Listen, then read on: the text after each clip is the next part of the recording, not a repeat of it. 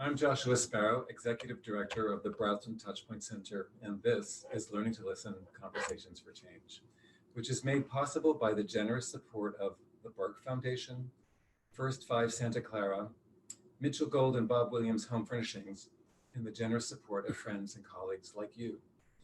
On this episode of Learning to Listen Conversations for Change, we'll be talking with Kyle Pruett about listening to fathers, why fathers matter, and what it takes to build strong partnerships with them.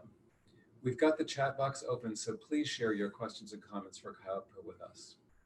Dr. Pruett is clinical professor of child psychiatry at Yale School of Medicine and a pioneering researcher on fathers and their children.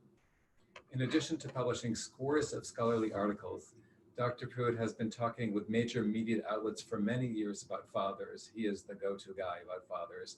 And he's also the author of award-winning books, including most recently, Partnership Parenting, How Men and Women Parent Differently, and How It Helps Your Kids and Can Strengthen Your Marriage, which he co-authored with psychologist Dr. Marcia Clay. Kyle Pruett, thank you so much for joining us. Thank you, Josh. I'm delighted to be here. I wanted to say something right off the top about my connection, the privilege of the connection that I had with Barry during his life. I'm a child psychiatrist, but I started in pediatrics, and I think one of the things that got me eventually interested in fathering was the huge discrepancy between what children kind of credited their fathers with versus what the rest of us credit their fathers with. And Barry was one of the first people to ask me some serious questions about that. What did I mean? What did I see? How did I know what I was talking about? He was he interviewed relentlessly when he thought that you had an idea that would really be helpful to the field. So thanks to him, and I learned how to listen to a lot of things from Barry. Me too. So I'd very much appreciate the opportunity to talk with your audience today about paternal engagement, what it means to our field. Many institutions and clinics are interested in being father-friendly these days. It seems to be a timely topic. I think that's being driven by some interesting population dynamics and the number of men that are really interested in being closer to their children than their fathers were to them, and the support that they're getting from their partners to be engaged positively, because the women are very happy to be working and also loving their children and being family people, but also liking the flexibility that comes with two very involved and engaged parents. So I think it's a timely topic, and we need all the help we can get thinking clearly in the context of the populations we work with. So I'd like to start with a little science that I think might sort of turn your topsoil on this topic a little, because Turn our topsoil. turn your topsoil. So we'll look at the first slide. Thanks, Kayla. First thing, how do children even experience men? Well, the first thing to be said is pretty obvious, that fathers don't mother. They often try, by the way, because they may not have very good models about how to go about doing it. It's perfectly obvious that mothers don't father. But apart from that, there are some very interesting, challenging bits of information that we have been putting out from science for about 20 or 30 years that I think I want to share with you and put in your own hands to do a little thinking. I just need to get a box out of my Zoom here so that I can see my own slides. Perinatal and early year behavior acknowledged as seminal. We all know that. You're on this because you believe it. If you're not an infancy junkie, I hope you'll be one soon, because the first 1,000 days have captivated us in ways that I would never have dreamed 40 years ago when I was starting my training. But there are a few random challenges that we now have to integrate into our understanding of early experience. One of the most interesting, a large prospective study on familial thyroid disease in Michigan did full screen hormonal changes on mothers and fathers. And thankfully, they broadly swept the field of their subjects' hormonal supplies and found some rather startling things. That there were well aware of the rather startling hormonal changes that occur in women as they get close to delivery and toward the end of their pregnancy. This study found some startling changes in men. Oxytocin, of course, the relationship hormone, and one of the ones that helps us understand how it is that people get connected out of just the neurobiology of being close to other people and caring for them and touching them and being aware of their needs as they are of yours. And it is well named as the relationship hormone. It's very high in women. Perinatally, it is very high in men, maybe as high as it will ever be when they become fathers. We have some evidence lately that even in adoptive fathers, that oxytocin is on the rise at those moments, even though they may not be biologically connected. It's when they meet their infants and they begin their life together. Testosterone drops significantly. As one young father said, well, what do I need testosterone for? I have a baby. Estrogen levels go up, and many men are surprised they even have estrogen circulating. But this combination of factors seems to sort of say, this is a sea change in your life. Neurobiologically, get ready for a very big event. And these are by and large very positive changes, especially the oxytocin. And I want you to be thinking already about parental leave and paternal leave in particular, because to miss out on this biological window, it's not tragic, but it is a waste of a wonderful biological predisposition. Postpartum depression, known as a scourge of an awful lot of mothers' early experience with their children. The reason I'm talking about it here is because of the large epidemiologic study that was done in Brighton in England. The rate of paternal postpartum depression was frankly astonishingly high. For every 2 women who had postpartum depression, there was 1 man who had postpartum depression. Quite important, because her postpartum depression is not going to get better if you don't treat his. It looks slightly different. It comes on a little later. There are more involutional symptoms and more internal than the externalizing symptoms. But if you don't look for it, you won't treat it. And how often are we screening for it? I want you to think about that, because this is a treatable illness in a person that may have an awful lot to do with the well-being of that relationship with the mother and the child. Kyle, can you stop for just a moment and say a little bit about what involutional symptoms and externalizing symptoms happening inside the body? Happening inside the body, some sadness, loss of energy, becoming less communicative. It's not about crying. It's not about rapid mood changes. It's sort of like a folding in on yourself and on your own body, because you've lost the energy to be in a relationship with the people that matter. One of the most interesting studies, and I had to read it 3 times myself to really believe it, father's vocabulary is a strong predictor than the mother's vocabulary of language competence at 36 months. It's a wonderful study, very well done. And I hope you're puzzling about how in the world that could happen, because men don't talk, right?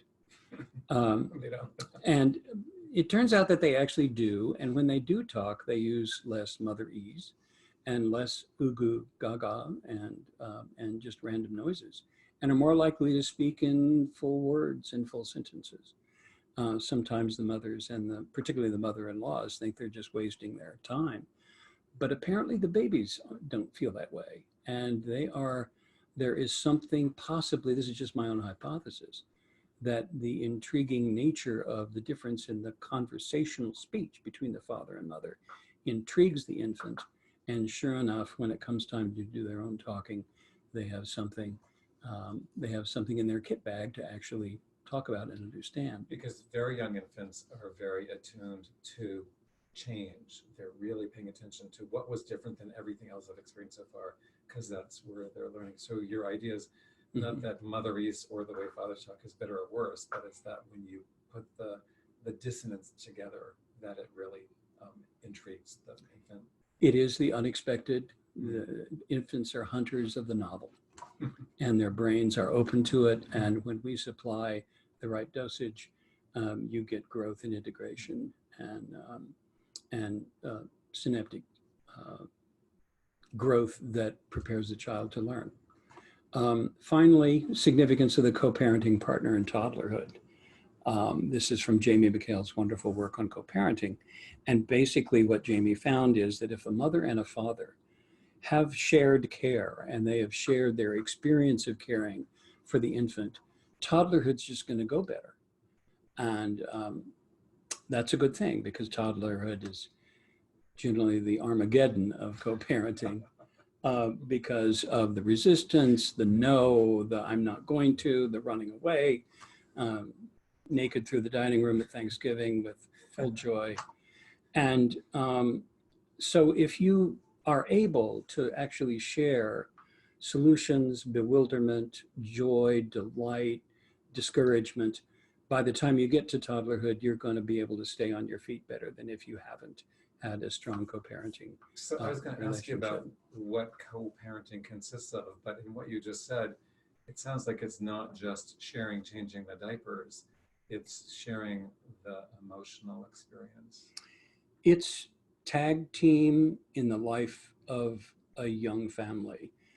It's sharing not only emotions, but also sharing ideas and supporting each other in trying to be the best parent they can, even though they're doing it differently than you.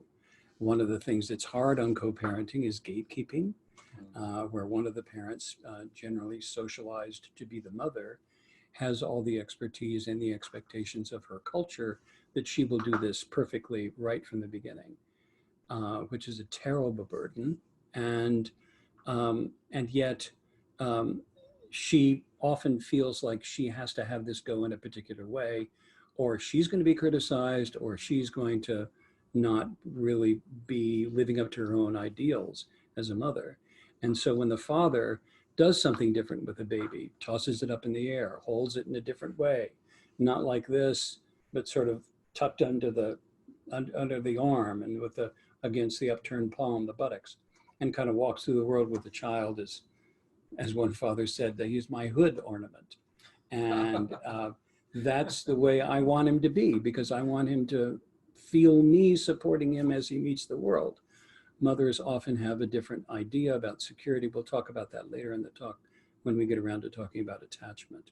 But co-parenting is definitely more than changing diapers, sharing time, doing house cleaning. It's the emotional partnership that helps you get through a very tough time. And it's tough for all of us. The sleeplessness, the loss of intimacy with your partner. Marital satisfaction only goes one way when you become a parent, and it doesn't recover for years. I try not to show that slide too often because it's very discouraging, but it is the truth. And it's helpful to parents to know actually that that's coming. And one of the things that I think we as health providers could be doing a better job is helping couples realize that there's some speed bumps ahead. Anticipatory guidance. Exactly. I've heard that phrase before. Next slide. Thank you.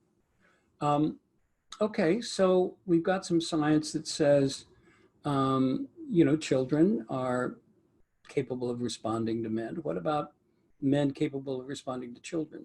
Very quickly. Michael Lamb, one of the early researchers in this field, large room, 800 graduate students, Ann Arbor, Michigan, showed them men, women, had them hooked up to skin galvanometers and EKGs. He was looking at heart rates, blood pressure, and skin temperature. And in reaction to 3 8-minute videos of a colicky baby. I don't think we could get that through an HR committee now, but at that point, it was a way of looking, and Michael was sort of wondering, maybe we should just look at the biological superiority of women's reactivity, where it doesn't even go through the central nervous system, it just goes through the physiology, and show why they really should have all the responsibility. And the reason I'm talking about it with you 40 years later is that that's not what it showed. The men and the women had very similar physiologic reactivity to that negative stimulus. Abraham Sagi, a developmental psychologist in Tel Aviv, 24 newborns, when the mothers were able to get up and walk after delivery, had the mothers and the fathers blindfolded and gave them earplugs and said, find your babies. And he used the father as the control. These were all biological parents. And the reason we're talking about it is because the men were as good at it as the women. So I usually say at this point, men, your excuses are beginning to erode. That she does really, truly need to do it all. Next slide, Kayla, thank you. Another piece of interesting father-child interaction research that Michael did, he was looking at 300 families on the weekends. These were mothers and fathers who were both graduate students, so they shared care. They shared care on the weekends. And he was interested in if there was any difference between infancy, toddlerhood, pre-K, when they were as comfort-seeking required as a result of the child's experience. Child's a crawler before the age of 8 to 11 months. Child misses a step, bangs a chin. To whom do they turn? Mostly the mother. 11 to 15 months. It's about the same because they're up and around, their motility is so important to them. So if they get hurt, they bang, get the Band-Aid, any port in a storm, let's get back in the game. There isn't a real distinction between the two. Interesting, 18 to 24 months, the fathers are often more often sought out as comfort providers than mothers. What's going on in that period? Autonomy, separateness from the mother. How can I be okay without her? He seems to maybe have figured out how to do that, and maybe he's got some secrets for me. I'm going to turn to him. This often is sort of hard on moms because they say he didn't deserve that. He hasn't been around. He hasn't done all the hard work. How come the kid's in love with the father and wants his help now? Other father-child interaction, unique or at least trends that we see, the importance of play in fathering. And I don't know if you've noticed, I've switched to talking about fathering, and I want to underline that for you because I'm not talking about, for pretty much the rest of the research, I will be talking about some biological fathers, but we are much more interested in the impact of the fathering figure, the co-parent with the mother, the person she chooses to raise that child with. Fathering behavior does not necessarily get owned by men, by the way, or biological. Biology helps, but it certainly doesn't guarantee, as we know from all the child abuse literature. So I think one of the things we notice, particularly in the United States, and this is a cultural difference, American fathers spend a lot more time in play with their children than do, for example, Nordic fathers or Northern European ones, who seem to be a slightly more serious bunch. But the fathers who play with their children are sought out by their children because the dads will often teach in the context of play. Mothers are less likely to be playful in their teaching and more often educationally focused. That last bullet point, strongly supported by partner support. The single greatest predictor of whether a father will be positively engaged in the life of the children is whether or not she thinks it's a good idea. Not his experience with his own father, not even his own wishes to be involved. It's whether she thinks it's a good idea. So our engagement with women in this discussion from the beginning is crucial. And there are just as many women who are surprised by some of this science as there are men. So how does that work in same-sex couples? Is there commonly one parent who takes the role of sort of owning the expertise and may or may not encourage the other parent, or Well, you've just stolen slide 16, sorry. Dr. Sparrow, but that's okay. We'll go with it now. Um, what we have seen in same-sex couples, the work of Charlotte Patterson, and in lesbian couples, and Ruth Feldman in gay couples, is a certain dimorphism where one of the parents is more playful than the other. And there are other kinds of dimorphism too that we'll discuss in a minute. But it does appear that these trends in behavior that I'm calling fathering are more supported by culture and role than they are by chromosomes. That's a very important theme in terms of thinking about fathering versus co-parenting, which is a theme we'll come to when I talk a little bit about my own research later on. So is it fair to say that there are a set of tasks that two people raising a child together share, and they tend to get divided up according to these two different forms? Well, that's slide 17, and I'm going to ask you to wait for that one, Josh, because there are some surprises in it. Oh, good. Okay, next slide, please, Gail. A few other zingers. Newborn skin-to-skin contact with fathers, these are biological fathers, compared to cot lying for the first 2 hours of life. Okay, you have that picture?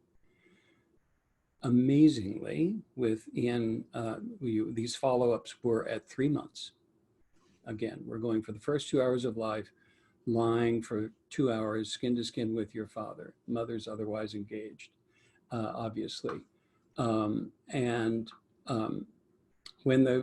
whoever it is that needs to encourage it, and it's usually the delivery room nurse or midwife, has to set this up in a way that will make it work for everyone. These children by 3 months of age are crying less. Their wakefulness and their sleep and wake cycles are less chaotic. They're more organized. And they are doing less rooting as a source of comfort. They also watch changes in the father, that his paternal oxytocin levels go up significantly in that skin-to-skin contact. That, not surprising, the skin is actually one of the places where oxytocin is produced in the body, not just one of several locations. And that's why you get men who were previously maybe couldn't even get their way out of the cheap seats during prenatal classes and everything. Suddenly they are willing to lay down in front of a bus for their baby. They say, most beautiful thing I have ever seen. This is a miracle. That's not always oxytocin talking, but it's oxytocin helping. Another change, functional MRI responses to seeing pictures of one's own infant inside the magnet as opposed to other infants at the same age. Mothers, you'll see a significant emotional activation in the amygdala.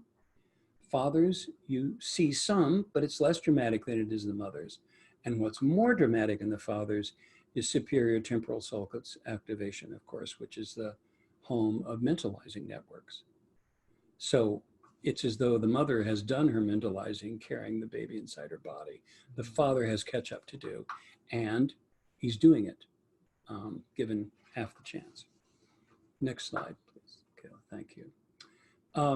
I'm going to talk about some of those trends that you were jumping the gun a little bit, Josh, a minute, when you were talking about, are there tasks and what are they? And here are some trends in mothering and fathering behaviors that I've isolated to talk about from, I'm sorry to say it's fairly mediocre science because we don't have fabulous science. So I want to caution you about going too far down the road with this in your kit bag. But they are things that seem to make sense to us anecdotally. Preference for activation and stimulation versus soothing. You'll see this very frequently when mothers pick up their babies. They bring them here and they lean in and they allow for a moment of equilibration between them and the baby. That is, if they're not on their cell phone. And they sit quietly, let the baby, and then we're kind of attuned. Fathers, what's predictable about them is that what they're going to do is unpredictable. they may toss the baby up in the air. They may roll the baby over. And they're less likely to do this than they are to bring the baby against the side and have them sit actually facing the world on the outside. So you'll see this preparation for activation. Fathers like to have their children activated and engaged with them. Mothers are happy to have the soothing and the quiet, probably because they're probably more exhausted. Unpredictable versus predictable regulating style, already talked about that. Preparation for place in the world versus relationships. This often shows up in discipline, where you've got a child who is not listening, who's being really obstructionist, and the mother or the father is upset with the child. They've got to do something before dinner. And what happens is the mother and the child finally get to a place where nothing's going to work. And the mother says to the child, I'm done with you, either emotionally or physically, or I've had it with this. And so she gets a little cold, emotionally. She'll withdraw a little bit.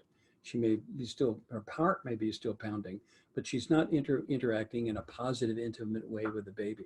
So she withdraws emotionally. Fathers, when they get into it with their kids, are less likely to use the relationship and really emphasize more on knock that off. You'll never have any friends. You'll never get a job. Stop being a jerk. And I mean it now. And that's very different than we're not friends until you behave. They're two different stories. And they're very important stories. They're both right. And this is one of those dimorphisms we see in lesbian and gay couples, by the way. Frustration tolerance versus facilitating. Mothers are more likely to cut corners, tilt the playing field in the direction of success for their children. Fathers are more likely, and I know you all know mothers and fathers where the roles are totally switched, but I'm talking about general trends, that the fathers are often more likely to sit back and not offer help as quickly, saying often he's going to have to learn to tie his shoes. They're not going to do that for him at college. He's got to learn how to do it. It's okay if we're late. It's a really important lesson. The mother harumps off and says, "You're driving me crazy." But both lessons are very important. Next slide, thank you. I think we can move that on to the next slide. At this point, I just want to remind you, I know there are many people in the webinar audience who have had some pretty negative experiences with men, particularly in the field of intimate partner violence in your clinical work, etc. We are not discussing violent or abusive fathers here, or arguing that because of all these other things, they should spend more time with their children. That is not what the basis of this discussion. Safety first, last, and always. We are discussing positive paternal engagement as related to positive child outcomes. Next slide, thank you. Just a word about who the families are that we're working with and how this co-parenting, parenting dynamic might work with who they are as a population. And this is a 0 to 3 survey that was done of millennial parents who are now between 21 and 36 years of age, back a couple of years ago. Parenting seems more daunting for them than for their parents, and they readily say that. They are more likely than their parents to say their children are their best friends, which might explain why they feel less effective as disciplinarians. Percentage of single parent-headed households has nearly doubled since the early 1980s.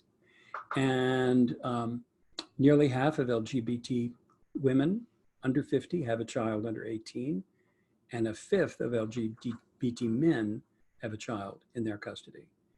Age of first-time mothers, now 26. It was 21 in 1970, and 3/4 of mothers are in the workforce. All of those bullet points are related to every other bullet point. And I think it's one of the reasons why co-parenting has become an issue for this generation in particular, with a number of women in the workforce. the desire to be your children's friend, decreasing the efficacy of your discipline, for example. And we need to know this population if we're going to be helping them make some of the changes that they need to for their child out to support their child well-being. So this is probably the most important slide I'm going to show you. Child outcomes of involved fathering. And a little asterisk says biology helps, but does not guarantee, as we know. And this is a summary of about 120 studies that I reviewed, dividing up child outcomes. And again, the science is average at best. We're not looking at gold standard randomized clinical trials because we haven't been focused on this issue at a high enough level for long enough to be giving you good science. That's that's the second caveat I want to highlight. Behavioral, reduce contact with juvenile justice. That might be related to the way fathers tend to discipline. If you don't find out where the line is from your dad, because your mom's more interested in the emotional stuff, if you don't find out where the line is, you're going to find out from the state police where the line is. And they care less about you than your dad. And so dads will often get the reputation for being, the yeller, I'm hard on my kids. And when you ask them why they're doing that, it's not just because they enjoy being frightening.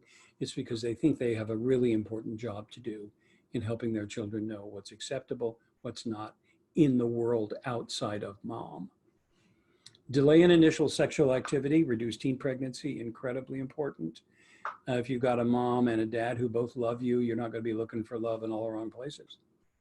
Reduced rates of divorce, pretty self-explanatory. Less reliance on aggressive conflict resolution. Dads and moms teach their children how to manage their aggression slightly differently.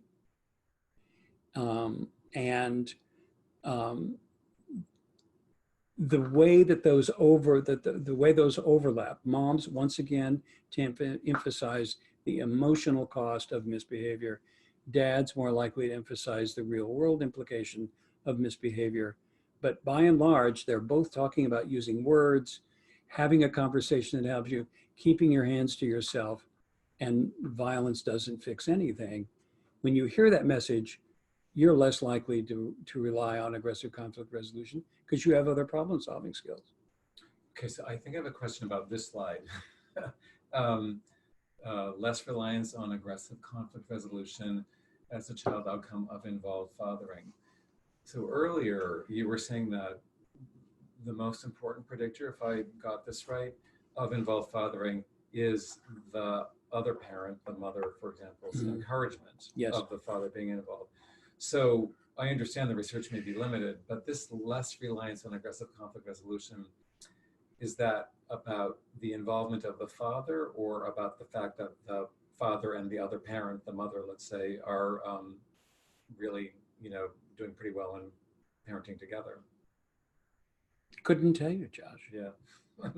Couldn't tell you. Yeah. I think they're both equally as valid as because you can't as really causal separate notions. Involved fathering It's from when there's less conflict in the marriage, then there's likely to be less aggression and less conflict in the child's life. And there may be less conflict in the marriage Exactly. when the father is more involved, because it means the other parent, like the mother, is involved, mothers are opening the door. universally happy when their husbands or their partners not only help out but are good at what they do and admire them for what they're trying to do.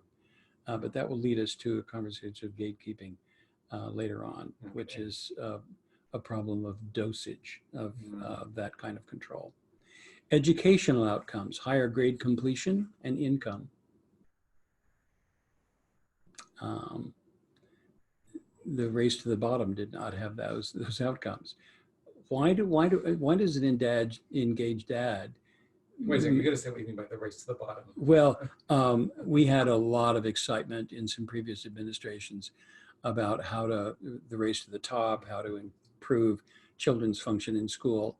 And unfortunately, we didn't get higher grade completion and income out of those studies. You do when you positively engage fathers. And that's an important thing for policymakers to be looking at.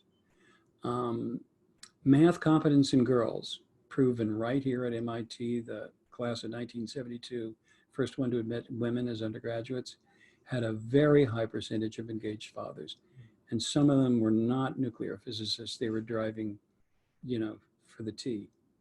And when you have an engaged dad that is proud of all of you, not just your princess qualities, but your mind, your curiosity, and the support that they give to their daughters from the beginning, helps them stick through those parts of science and STEM that are often less accessible to them.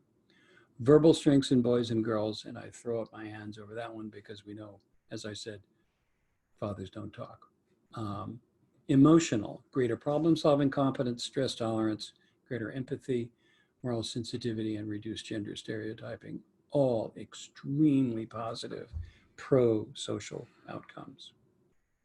Next slide, please. Okay. So going to tease apart fathering a little bit more. 38% of children reach the age of 18 living with both biological parents. That's the American dream. And it's never been much higher than that. And we're talking about, leave it to beaver days. Many of the remaining children are fathered by other men in their families or their mother's relationships. And that's extended families. This is different across cultures. That is far more common in Hispanic and Latina populations than it is in African American, where there often is a dearth of men across generations who are involved positively.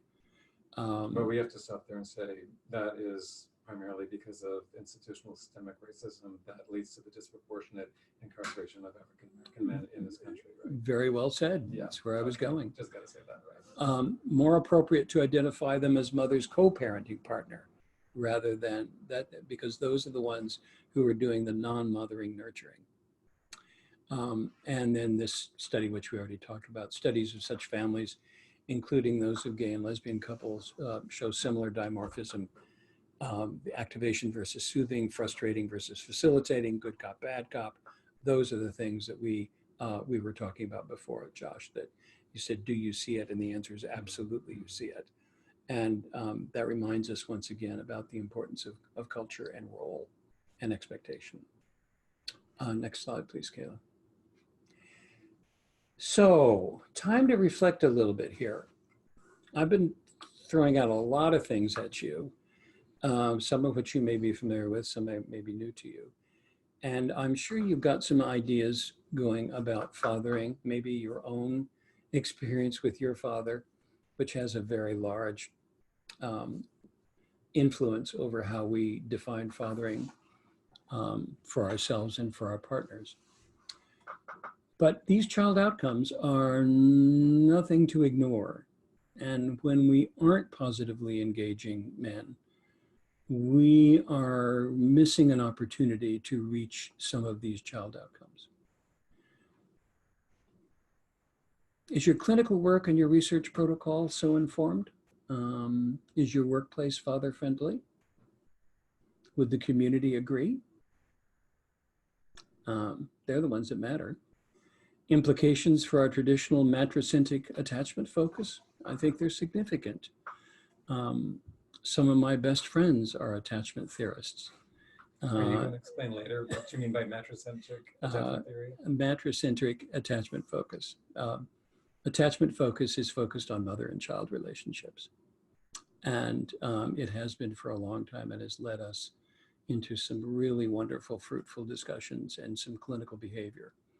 But it has also had the unfortunate, unintended consequence of marginalizing the father's relationship with his own baby. And so I think that to switch your focus away from the attachment grounding therapeutic interventions that we have to paternal engagement is a disruption of most of our work routines and habits. And I want you to think for a moment about whether it looks like it's worth it. Then you can ask the kids if you think it might be worth it, which is what Barry would be asking us to do. Next slide, please.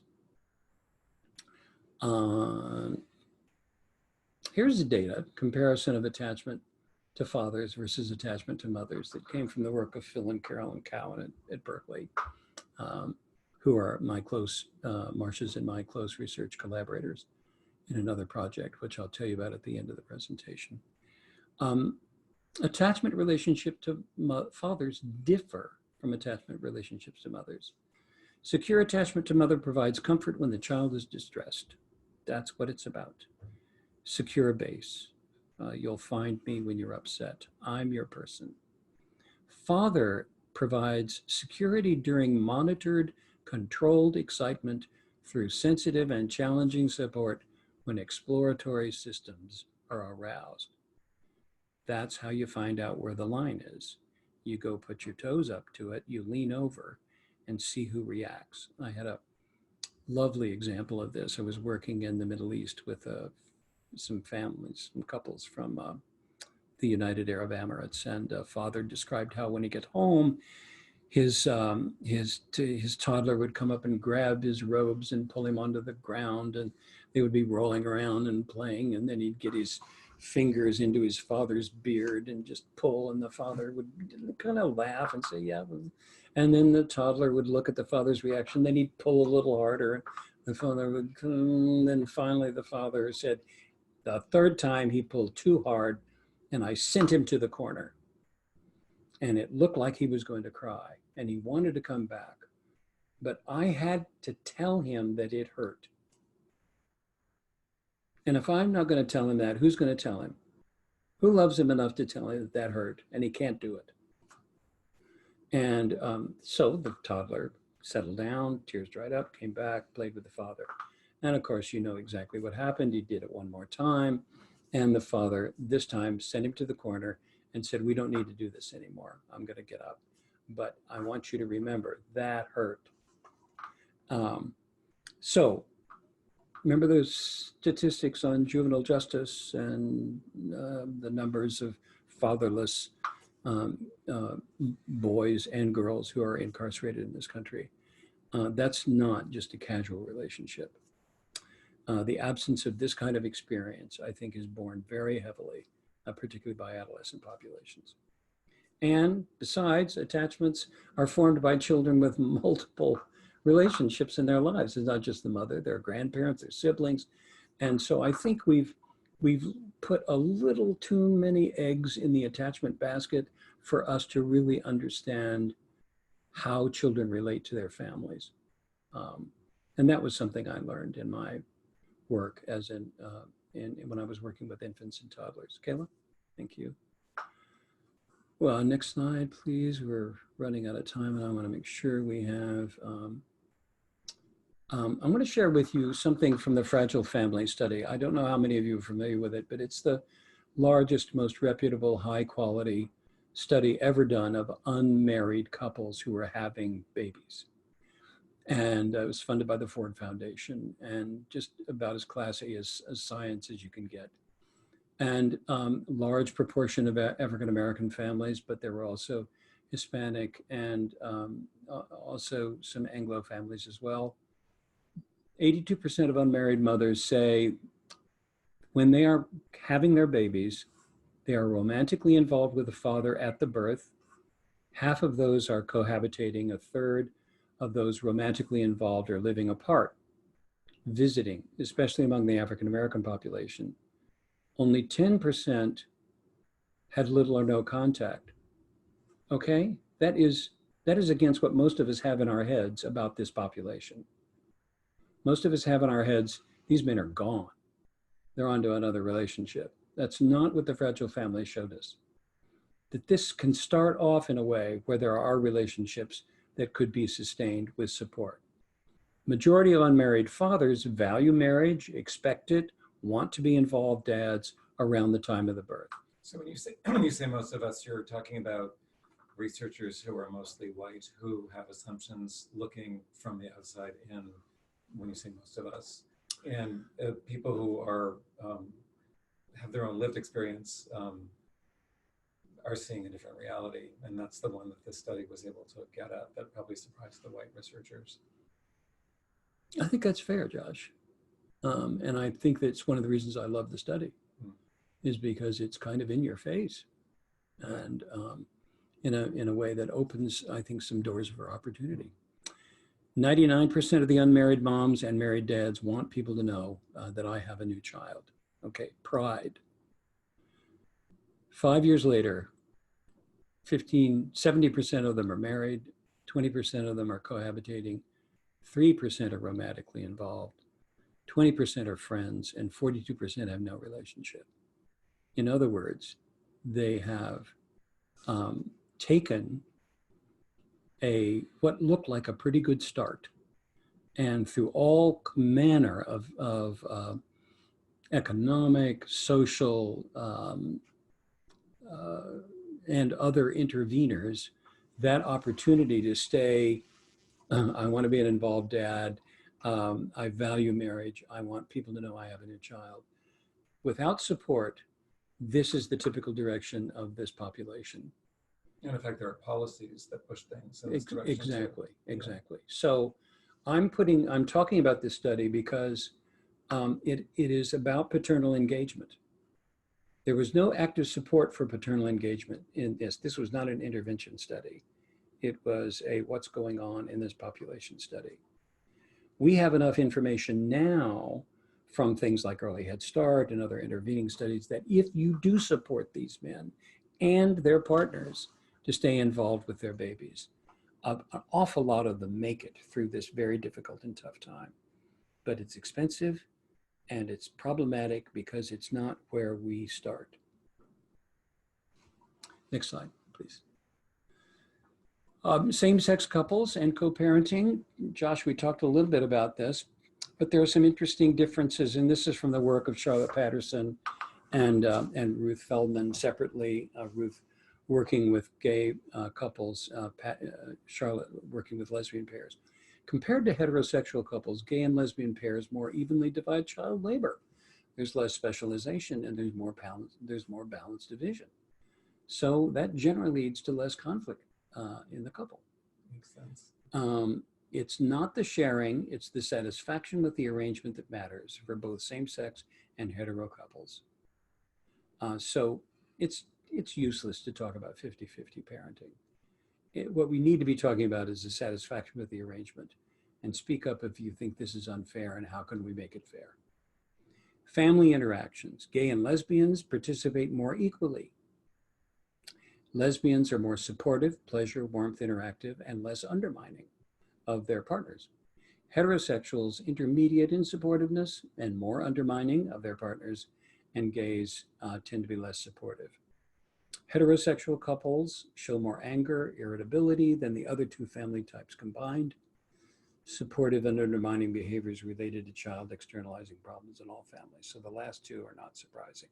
But some of the others are really important for us to understand about the sources of strength in these families and how the dimorphism that we talked about earlier is a way of not only benefiting child outcomes, but benefiting the relationship. And I don't think we have the science to sort of say why these relationships exist in this way, but it's a start to even find out that they do. Next slide, please. Okay, my last, how are we doing on time, Josh? And we get 10 minutes. Okay. And we get a couple questions. Okay, good. Then I'll make this quick. Evidence base for improved outcomes for at-risk children with engaged fathers. And by at-risk children, I mean children who are in families that are contextually challenged, poverty, substance abuse in the parents, mental illness in the family as a whole. They're not necessarily born that way, but it is the context in which they're being raised. Marcia and I and the Cowans were approached years ago by the Office of Child Abuse Prevention in the state of California, not the federal government, to try to examine and investigate an idea that occurred to them from the work that I was doing and that Marcia was doing at the time. About the director of the program said, I'm about ready to retire. I have watched the state of California spend $35 million on intervention programs with abuse and neglect families, and we have not changed the training of one child welfare worker. I think I see some things in your ideas that might challenge that. And 1,100 families later with toddlers and preschoolers and a preventive intervention, we can say that Conrad was right. We did change some things. Don't have time to go into it in great detail. I'll show you a few slides. But the child outcomes in this abuse and neglect prevention research are very substantial. The risk factors for abuse and neglect in the couples, such as depression, anger, violent problem solving, substance abuse, all go down. We had 3 conditions. We had a control condition where we just gave information. We had a 16-week curriculum given to fathers primarily, and a 16-week program, same curriculum, same group leaders, given to couples primarily. And to cut to the chase, I will simply tell you, next slide, that the couples groups were far superior to the fathers groups in increasing father involvement and the lack of increase in the child's problem behaviors. And this answered a question which had been unanswered until this study, which was many people have felt that only fathers could work with other fathers and that you couldn't engage the mothers because the mothers would consume all the work since they need it and they're held responsible all the time. Bottom line, the most substantial enduring effects were seen in the couples groups. Things changed for the better for the fathers group, but they were less dramatic. Parenting stress, one of the great predictors in child abuse, controls stayed the same. Fathers group, next slide, or punch it again. Fathers group, couples group goes down. Parenting stress stayed the same in the fathers group in control.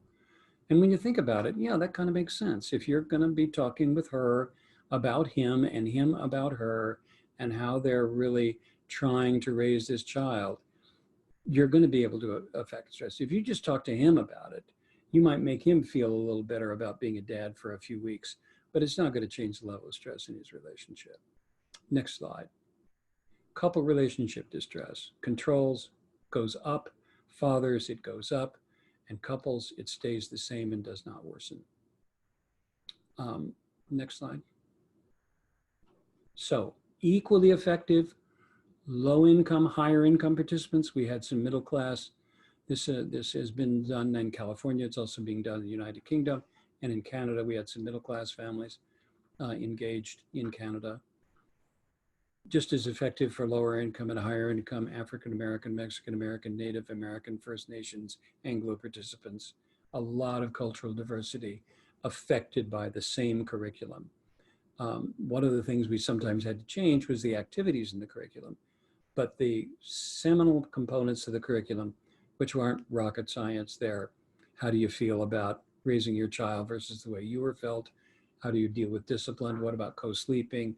What do you know about substance abuse? How are you sharing the workload? Those kinds of things were discussed in a group, 6 other couples with a trained and skilled co-facilitators. So we use the group process to normalize human experience and reduce all the conflict. Married cohabitating couples, more or less depressed parents, and more or less happy with the couple relationship parents. We also did a study with a DCF population that were not actively reported, but it turned that even with that high, even with the families that were in that much trouble with each other, this curriculum turned out to be very effective in lowering their abuse, neglect, risk for subsequent children. Okay, next slide. Positive benefits, next slide, and I think we're done. Yes, we are. That's a great place to end. So we have a number of questions. I wondered first if you could talk a little bit about the supporting father involvement work that you just described. to say a little bit more about what you think the active ingredients in the group were. You talked about group process, you talked about normalizing human experience, and it sounded like there was also helping couples have productive conversations about things that are pretty common to have struggles over. And also if you could talk about using this approach with parents who are co-parenting but who aren't living together or romantically involved. We had a significant number of non-cohabitating parents in the study. What they had in common was that they wanted to do a better job with their child. And they were admitted in this study. The first time we did this study, in order to get it to prove that we were doing something, they were all biological. All the other 3 segments, that was not required.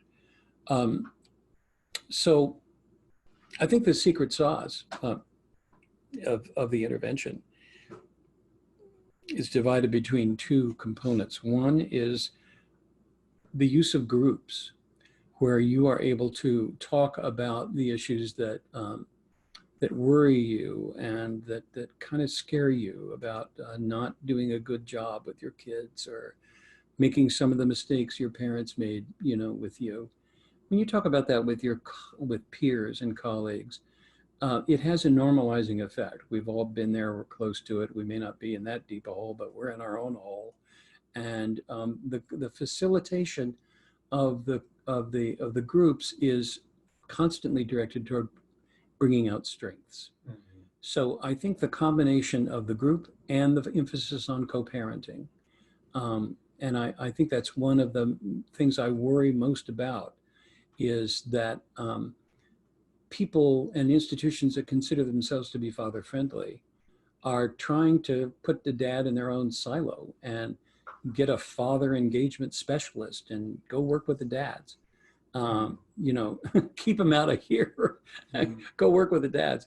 The dads need to be brought in. The mothers need to be brought in. We have a mindset that is desperately out of sync with our children's mindsets about who their dads are in their lives. Desperately. And we've been institutionally twisted in that direction. The Obama and Bush administration spent tens of millions of dollars on responsible fathering programs and didn't move the needle because they didn't work with the mothers.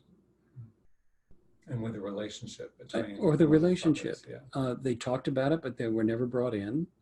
And gosh, I don't know about you, but I hate to see my tax money wasted. And I think we now know that there are better ways to manage our resources.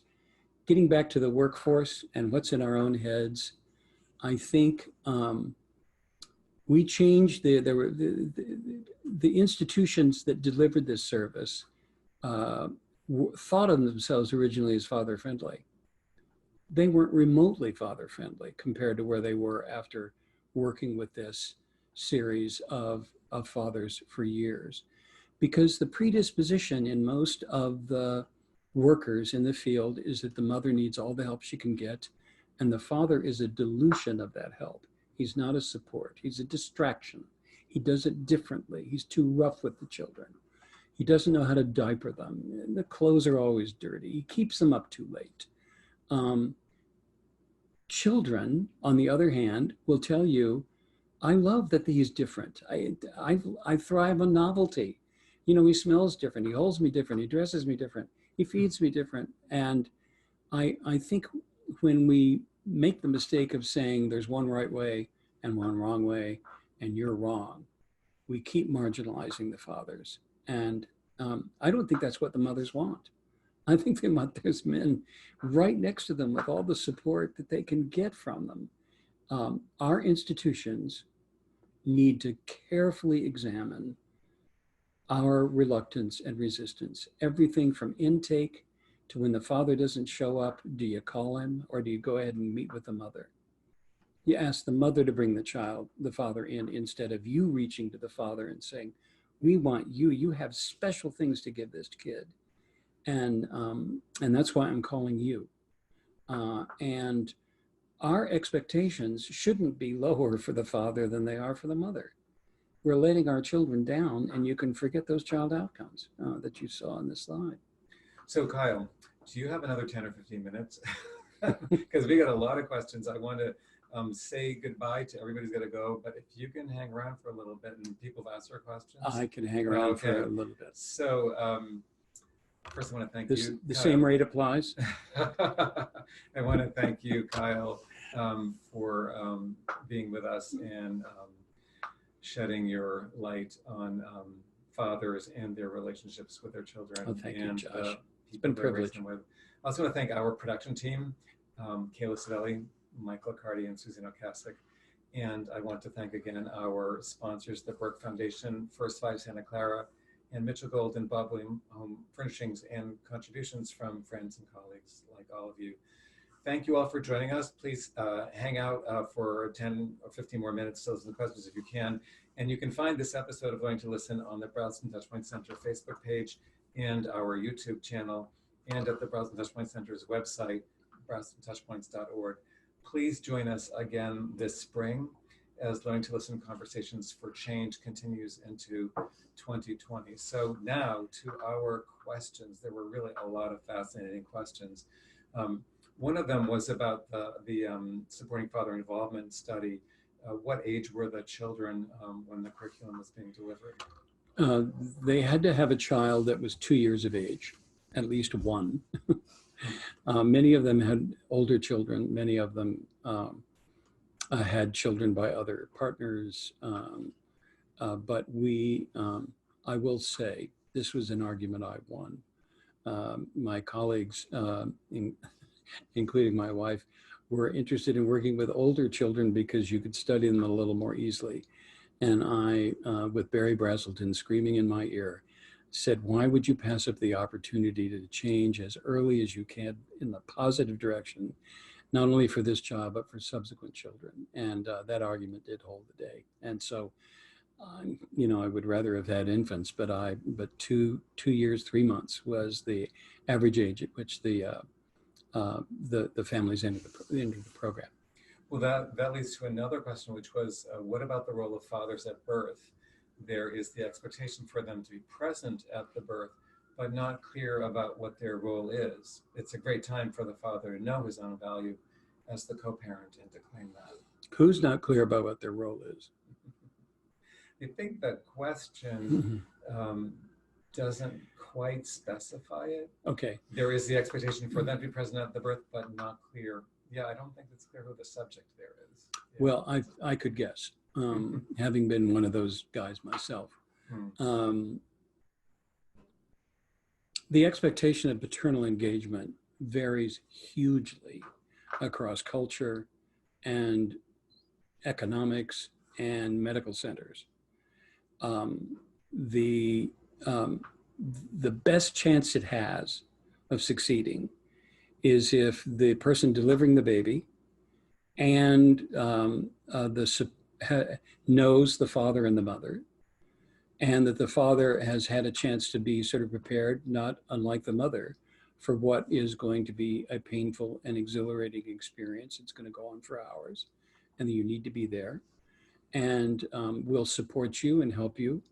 And we need you right there when the baby is delivered, because we're going to be attending to the mother in her medical status. And we can put the baby on the mother's breast, and then we can put the baby on your chest, or we could do that either way, and we'll support you in doing it. We'll show you how to do it. Or we could even show you how to grease up the baby after the baby's been washed down.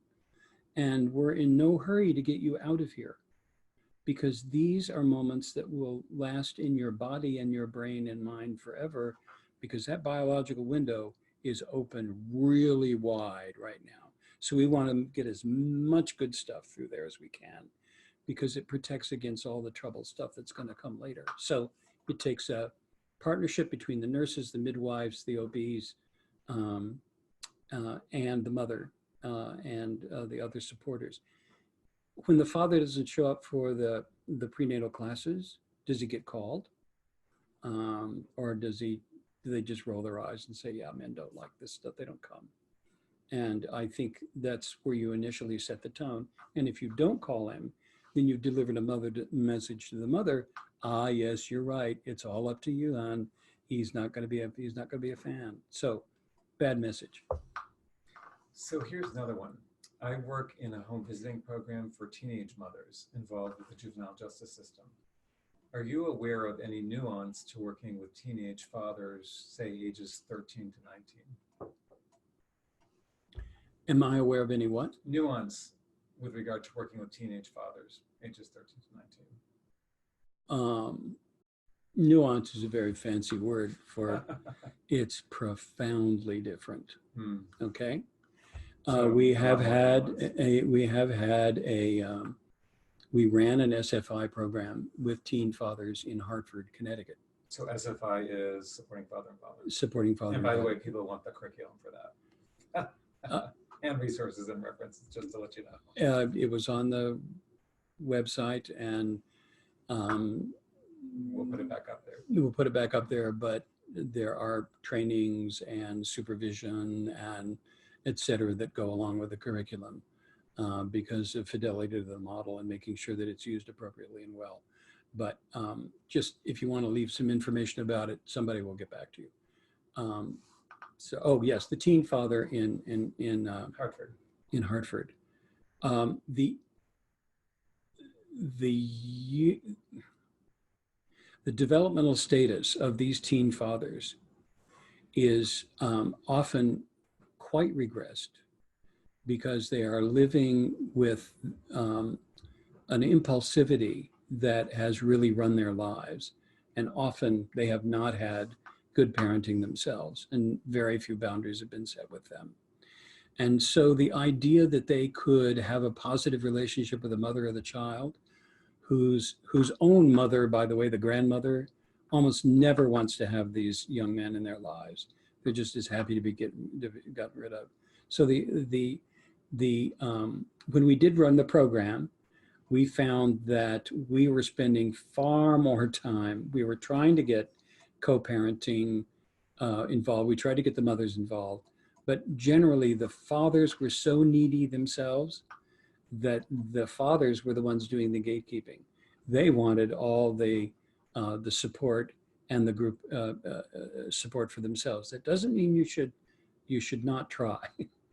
It does mean that that if you are going to run for example, in the shelter population, safety first, safety first, safety first, and but one of the things that does happen in shelter populations, even when the fathers are seen as safe, is that the culture of the shelter is so anti-father and anti-male that a father, even when he wanted to try, wouldn't have a prayer of succeeding in even visiting his child while the mother's in the shelter, even in the absence of domestic violence.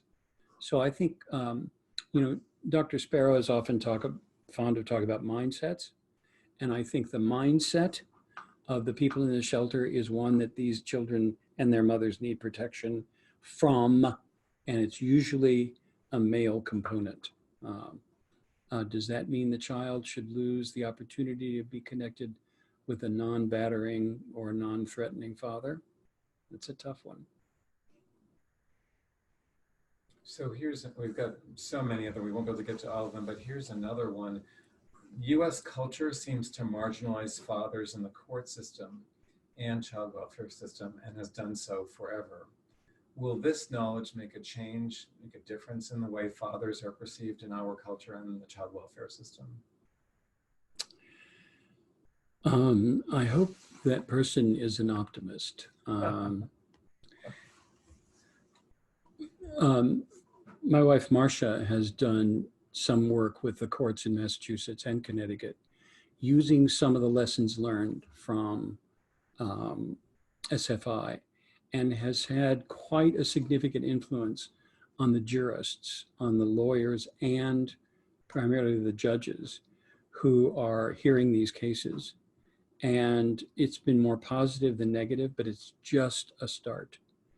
And I do believe that to give a little bit more knowledge and information to the judges who have to sit in family courts, they're very hungry for it.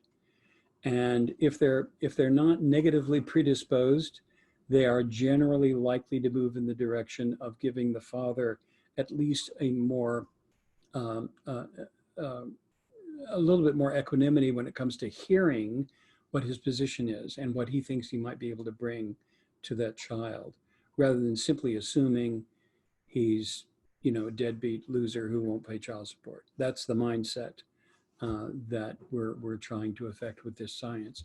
And we've had some progress. Colorado, um, other states have moved to systems of decision making after divorce that have allowed more fathers to feel more success. That's not true across the country. And there's a lot of very strong feeling about paternal engagement in some parts of the country that has not gone very well politically for the people who have supported it. So here's another one, Kyle. Is there any validated measure to capture fathering constructs for young children and fathers? Yes.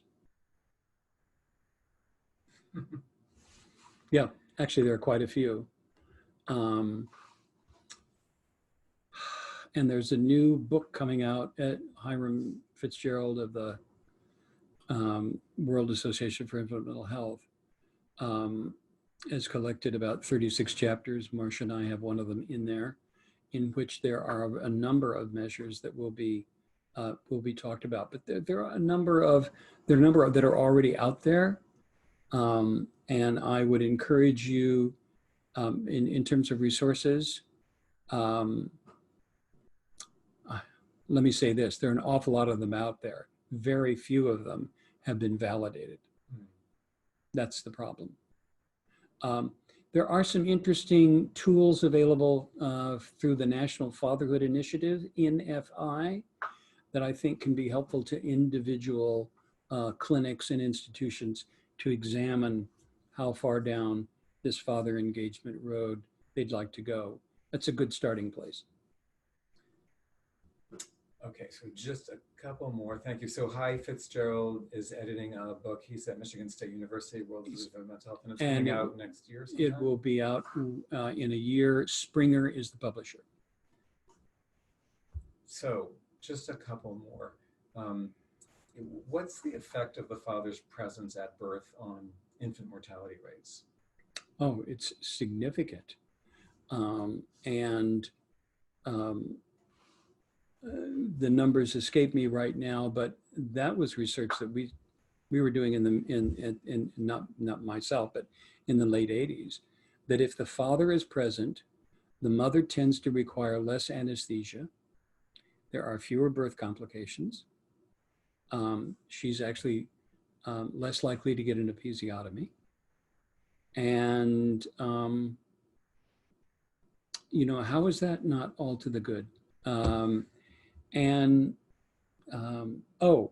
If the child is, this is work done by Worrell and Gaiter, Gaiter, again in the early 1980s, where she looked at babies who were, they weren't super preemies, but they were preemies, 2.5 pounds. And when the fathers came to visit those babies, and the father would reach through the eye slit and touch the baby with just 2 fingers, the way he was taught, those babies left the hospital sooner and fatter. I think that's a great place to end. There are many more questions that we won't get to. Thank you so much, Kyle. I'm sure some of the answers will be found in the resources and references that we will put on our website with your help, Kyle. Well, it is frustrating not to be able to get to all of it, because we've been dying to get people thinking about this for how many decades. And when you finally get them, you don't want to let go of them. Thank you, Josh. Well, we hope we can hold on to everybody and continue this good work together. Thank you so much, Kyle. Thank you all, Josh, for joining us. Thank you, Kayla Savelli, Suzanne Okasik, and Michael Cardi for making this all happen. And thanks to our sponsors, the Burke Foundation, First by Santa Clara, and Mitchell Golden Bob Williams Home Furnishings. And please come back for the spring 2020 Learning to Listen. Bye, everybody.